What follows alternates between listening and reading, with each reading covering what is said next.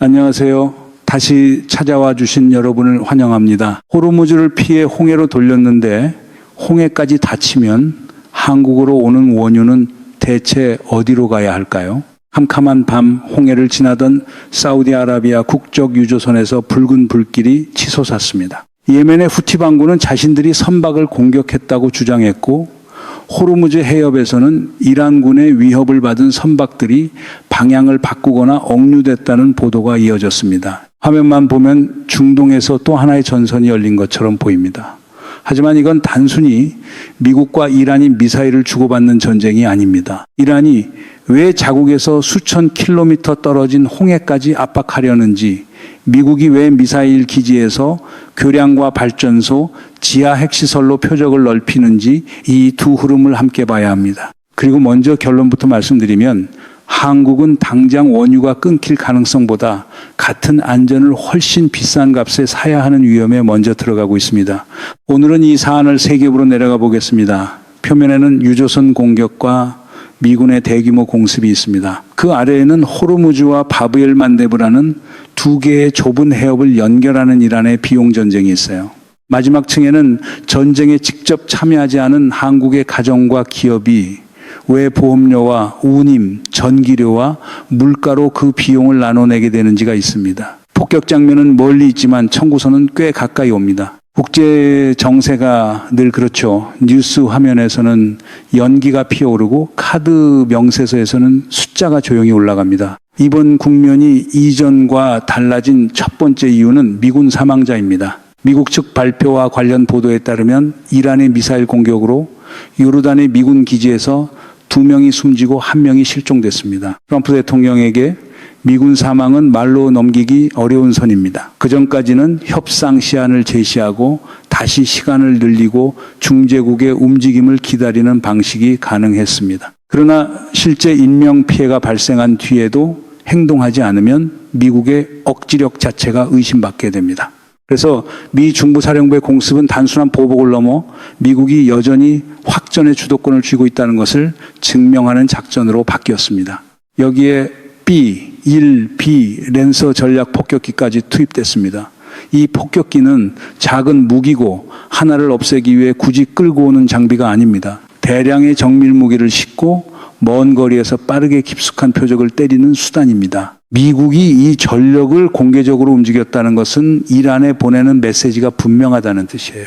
협상에 응하지 않으면 공격의 양과 깊이를 동시에 키울 수 있다는 경고입니다. 트럼프 대통령도 이란이 선박을 공격할 때마다 교량이나 발전소를 파괴할 수 있다고 밝혔습니다. 표적이 미사일 발사대에서 국가 기반 시설로 이동한다는 뜻입니다. 전쟁의 목적이 무기를 줄이는 단계에서 국가 기능을 압박하는 단계로 넘어가는 신호일 수 있습니다. 그런데 뉴스가 이 장면만 반복하면 미국이 압도적으로 이기고 있다는 인상만 남습니다.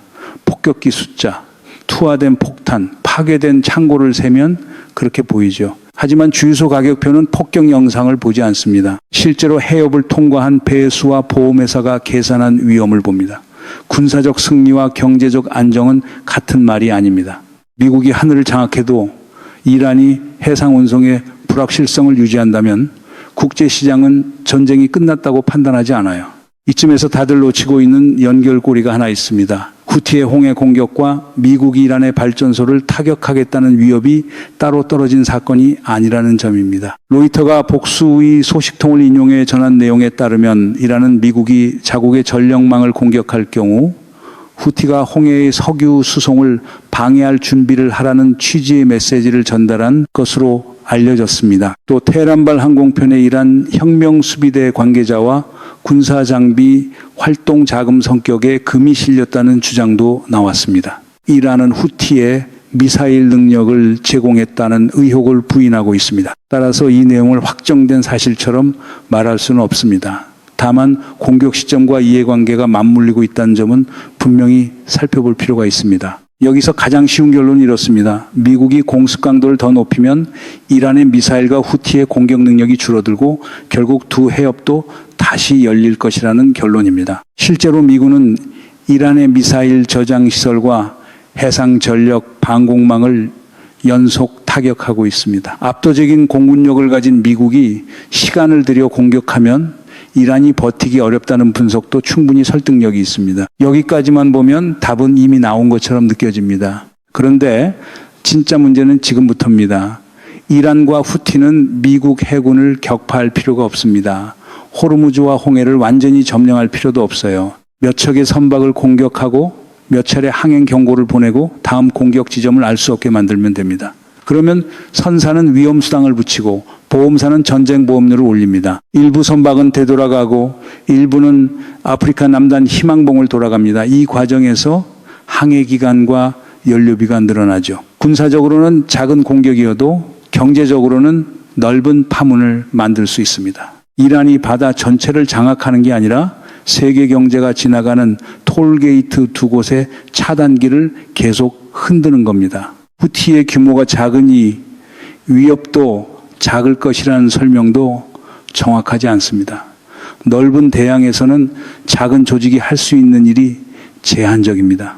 하지만 바브엘 만대부처럼 통로가 좁고 상선이 몰리는 곳에서는 미사일 몇 발과 드론 몇 대의 가치가 달라집니다. 해안에서 발사한 무기가 목표를 놓치더라도 선박들은 그 지역을 위험구역으로 다시 계산합니다. 후티가 모든 배를 침몰시켜야 하는 게 아니에요. 공격 가능성이 있다는 인식만 유지해도 물류회사의 의사결정을 바꿀 수 있습니다. 화력은 작아도 위치가 레버리지를 키워주는 구조입니다. 호르무즈 해협은 더 직접적입니다. 세계 에너지 시장에서 이 해협은 단순한 바닷길이 아니라 걸프 지역 원유와 액화 천연가스가 바깥으로 빠져나오는 관문입니다. 이란은 해안 미사일, 기뢰, 고속정, 드론, 선박 억류 같은 여러 수단을 섞어 압박할 수 있습니다. 해협을 영구 봉쇄하면 이란 자신도 수출기를 잃기 때문에 실제 전면 봉쇄는 큰 부담입니다. 그래서 오히려 완전히 닫지 않고 열렸다 닫히는 것처럼 보이게 만드는 방식이 더 계산적일 수 있습니다. 시장은 확정된 폐쇄보다 예측할 수 없는 통과를 더 싫어합니다. 내일 출항한 배가 지나갈지 모른다는 불안이 가격에 매일 반영되기 때문입니다. 사우디아라비아의 동서 파이프라인과 홍해 연안의 얀부항은 이런 상황에서 중요한 우회로가 됩니다. 페르시아만에서 바로 호르무즈를 통과하지 않고 원유를 육상으로 서쪽에 보낼 수 있기 때문입니다. 하지만 파이프라인의 처리 능력은 무한하지 않고 홍해로 나온 뒤에는 다시 바브엘 만데브를 지나야 합니다. 호르무즈의 위험을 피하는 장치가 홍해의 안전을 전제로 작동하는 구조예요. 두 해협이 동시에 흔들리면 우회로 하나가 사라지는 수준이 아니라 중동 전체의 수출 설계가 병목에 걸릴 수 있습니다. 세계 지도에서는 작은 점 2개지만 에너지 시장에서는 거대한 밸브 2개입니다. 선박 계약의 움직임도 중요합니다. 전쟁 위험이 커지면 보험사는 사고가 난 뒤에만 반응하지 않습니다. 미사일이 바다에 떨어졌다는 보고, 선박이 경고를 받고 회항했다는 정보만으로도 위험구역을 다시 지정하고 추가 보험료를 요구할 수 있습니다. 화물주의는 출항을 미루고 선주는 더 높은 운임을 부릅니다. 그래서 실제 공급량이 크게 줄기 전부터 가격이 먼저 움직여요. 뉴스에서는 침몰한 선박 숫자를 세지만 시장은 아직 침몰하지 않은 다음 선박의 공포까지 돈으로 계산합니다. 이 차이를 보지 못하면 군사 상황은 설명해도 경제 충격은 설명하지 못합니다. 문제는 여기서부터입니다. 미국이 이란의 교량과 발전소를 때리면 이란은 걸프 지역의 석유와 가스 시설을 공격 대상으로 거론합니다. 이란 본토의 전력망이 파괴될수록 홍해와 호르무즈의 위험도 함께 올라가는 구조예요. 미국은 이란 내부의 비용을 키워 협상장으로 끌어내려 하고 이란은 전쟁 비용을 국제시장 전체로 분산시켜 미국의 동맹과 수입국들이 워싱턴의 휴전을 요구하게 만들려 합니다. 한쪽은 정밀 타격으로 압력을 집중하고 다른 한쪽은 물류 불안으로 압력을 흩뿌립니다. 서로 다른 방식의 압박이 같은 지도 위에서 충돌하고 있습니다. 이 때문에 미국의 다음 목표로 거론되는 피크엑스 마운틴, 이른바 곡괭이 이산도 중요합니다. 이 시설은 나탄즈 인근 산악지대의 깊은 터널 단지로 알려져 있지만 내부에 정확히 무엇이 있고 어느 정도 가동 중인지는 공개적으로 확인되지 않았습니다. 핵 프로그램과 연관됐다는 의심은 강하지만 수천 기의 원심 분리기가 실제로 돌고 있다거나 고농축 우라늄이 그곳에 있다는 주장은 독립적으로 확인된 사실과 구분해야 합니다. 이란의 지하시설은 단단한 안방과 복수의 출입구, 환기시설을 이용해 한 번의 공격으로 전체가 무력화되지 않도록 설계됐을 가능성이 큽니다. 미국이 보유한 대형 벙커버스터도 만능 열쇠는 아닙니다.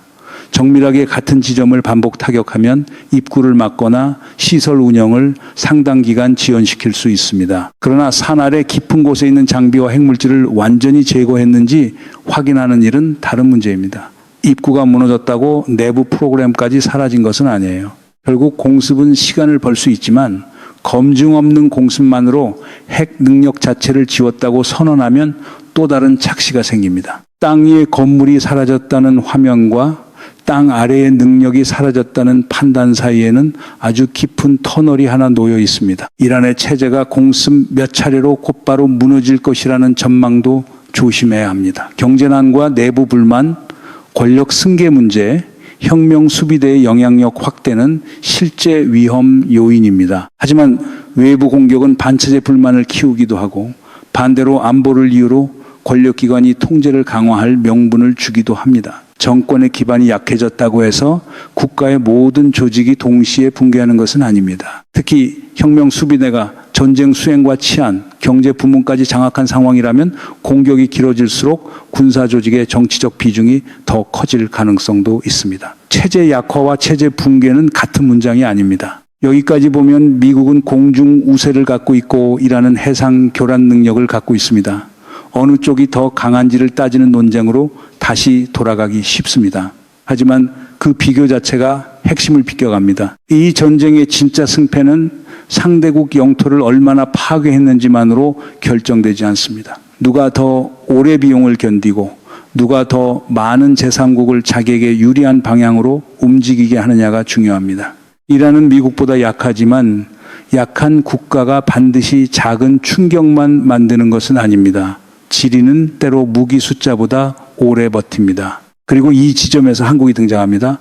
한국 정보업계는 단기 공급 충격을 막기 위해 이미 물량을 앞당겨 확보했습니다. 관련 발표와 집계에 따르면 7월과 8월 원유 물량은 전년 같은 기간의 약 110% 수준, 9월분도 약 90%가 확보된 것으로 전해졌습니다. 이것은 분명 중요한 안전판입니다. 당장 정유 공장이 멈추거나 주유소에 기름이 사라질 가능성을 낮춰줍니다. 이재명 정부가 산유국과 정유사, 해운업계 사이에 공급망을 점검하고 대체 수입선을 넓히려는 것도 이런 단기 위험을 관리하기 위한 조치입니다. 하지만 물량을 확보했다는 말은 정부가 시간을 벌었다는 뜻이지 전쟁 비용이 사라졌다는 뜻은 아닙니다. 같은 기간 한국의 원유 수입 물량은 줄었는데 결제액은 오히려 크게 늘었다는 집계가 나왔습니다. 이전에 제시된 수치로 보면 수입량은 약 14.7% 감소했지만 지급액은 약 21.1% 증가했습니다. 원유가 들어오는지 여부만 보면 공급망은 버티고 있습니다. 그러나 같은 양의 에너지를 확보하기 위해 더 많은 돈을 지불한다면 기업의 원가와 가계의 생활비가 동시에 압박받습니다. 전쟁은 국경을 넘지 않아도 가격표를 타고 들어옵니다. 유가만 오르는 것도 아닙니다. 선박 보험료가 올라가고 위험 해역을 통과하는 선원수당이 붙고 항로가 길어지면 연료비와 선박 회전 시간이 늘어납니다. 정유사는 비싼 원유를 들여와야 하고 항공사와 물류기업은 연료비 부담을 떠안습니다. 석유화학 산업은 원료 가격과 수요 둔화를 동시에 맞을 수 있어요. 그 비용은 어느 순간 휘발유 가격, 항공권, 택배비, 전기료, 플라스틱 제품 가격으로 흘러갑니다. 참전하지 않은 나라가 보험료와 운임으로 전쟁 비용을 나눠내는 구조입니다. 포탄은 중동에서 터지지만 인플레이션은 서울의 장바구니에서 발견될 수 있습니다. 한국의 비축유도 이 차이를 분명히 보여줍니다.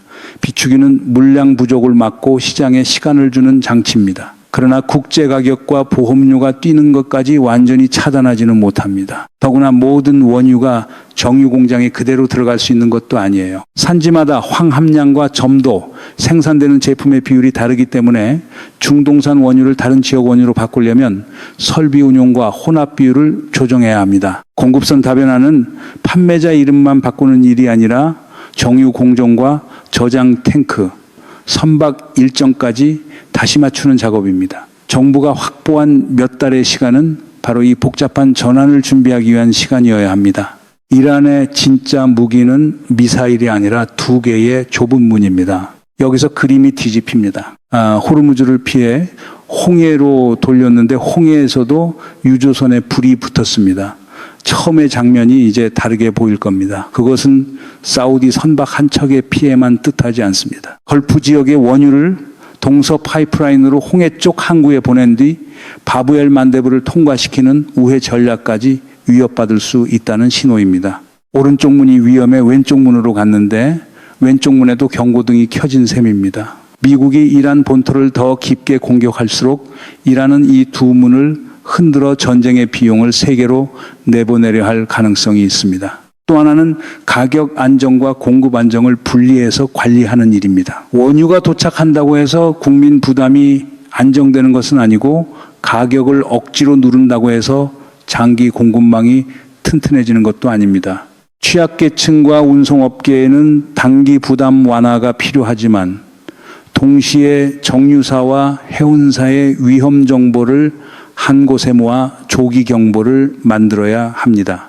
어느 선박이 어느 해역에서 지연되는지, 보험료가 어떤 속도로 오르는지, 대체 원유가 국내 설비에 얼마나 적합한지를 함께 봐야 합니다. 위기 때마다 기관들이 따로 계산하면 숫자는 많아도 판단은 늦어집니다. 일부에서는 정부 대응이 늦었다거나 외교적 목소리가 약하다는 비판을 제기할 수 있습니다. 비판 자체는 가능하고 비상 상황에서 준비 수준을 더 엄격히 따져야 합니다. 다만 7월과 8월 물량을 전년 수준 이상으로 확보하고 9월분도 대부분 채운 상황을 외면한 채무능이라는 한마디로 끝내면 정작 고쳐야 할 구조가 사라집니다. 한국의 중동 에너지 의존은 며칠 사이에 생긴 문제가 아닙니다. 여러 정부를 거치며 누적된 산업 구조이고 어느 정부도 몇 주 만에 없앨 수 없습니다. 지금 필요한 것은 정쟁용 점수표가 아니라 얼마나 많은 시간을 벌었고 그 시간으로 무엇을 바꿀 것인지에 대한 평가입니다. 이재명 정부의 과제는 그래서 단순히 원유를 더 사들이는 데서 끝나지 않습니다. 베네수엘라, 캐나다, 호주를 포함한 대체 공급선을 검토하고 특정 지역과 특정 해협에 대한 의존을 줄여야 합니다. 같은 중동 안에서 공급국만 바꾸는 것으로는 부족해요. 선적 항구와 항로까지 분산해야 진짜 다변화가 됩니다. 국가 비축유의 방출 기준, 민간 재고와의 연계, 전쟁 위험 보험을 정부가 어디까지 지원할지, 정유사가 서로 다른 성상의 원유를 처리할 수 있는 유연성도 함께 점검해야 합니다. 에너지 안보는 계약서 한 장이 아니라 항구와 탱크, 보험과 외교가 연결된 시스템입니다. 외교 역시 한쪽 목소리만 크게 낸다고 해결되지 않습니다. 한국은 미국과 동맹을 유지하면서도 이란, 사우디아라비아, 아랍에미리트, 오만과 각각 소통해야 합니다. 특히 선박 안전과 원유 공급 문제에서는 공개적인 강경 발언보다 실제 통항 정보와 협상 채널을 확보하는 조용한 외교가 더 유용할 수 있습니다. 텔레비전에서 박수받는 문장과 유조선을 무사히 통과시키는 문장은 종종 다릅니다.